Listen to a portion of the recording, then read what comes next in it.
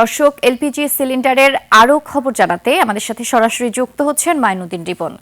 রিপন, আমরা জানি সিলিন্ডার বিক্রি বন্ধ রয়েছে, এই বিষয়ে ক্রেতা বিক্রেতারা কি বলছেন আমাদেরকে বিস্তারিত জানান।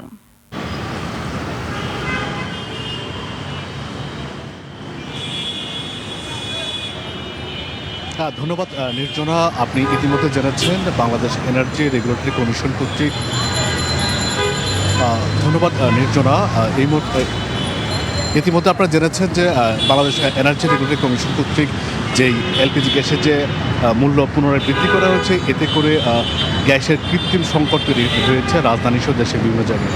এর মধ্যে নির্দিষ্টভাবে যে রিজার্ভ থাকা সত্ত্বেও এই মুহূর্তে আপনারা যেটা জেনেছেন যে গ্যাসের যে মূল্য যে প্রতি 12 লিটারে 53 টাকা বৃদ্ধি করা হয়েছে, এরপর থেকেই সাধারণ যারা বিক্রেতা রয়েছেন এবং যারা বাজারজাত করছেন তারা অনেক বন্ধ রেখেছেন এবং তারা গতকাল রাত থেকে আজকে পর্যন্ত বন্ধ করার ঘোষণা দিয়েছেন এবং আজ বিকাল 3টায় সরকারি তাদের একটা বৈঠক রয়েছে, সেই বৈঠকে সিদ্ধান্ত আসতে পারে।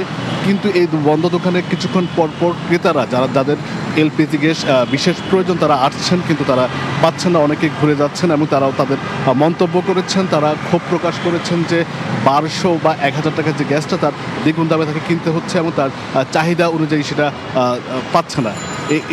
আমরা কিছুক্ষণ আগে দেখেছি পুরা রাজধানীর বিরুদ্ধে আমরা ঘুরেছি, সেখান থেকে এই অবস্থা আমরা আপনাদের যেটা জানাতে চাচ্ছে, তারা প্রকট যে সংকটটা রয়েছে এই সংকট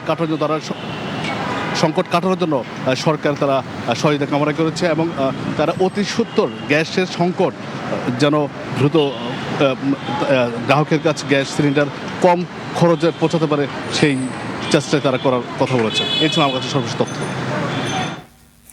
রিপন, অসংখ্য ধন্যবাদ আপনাকে।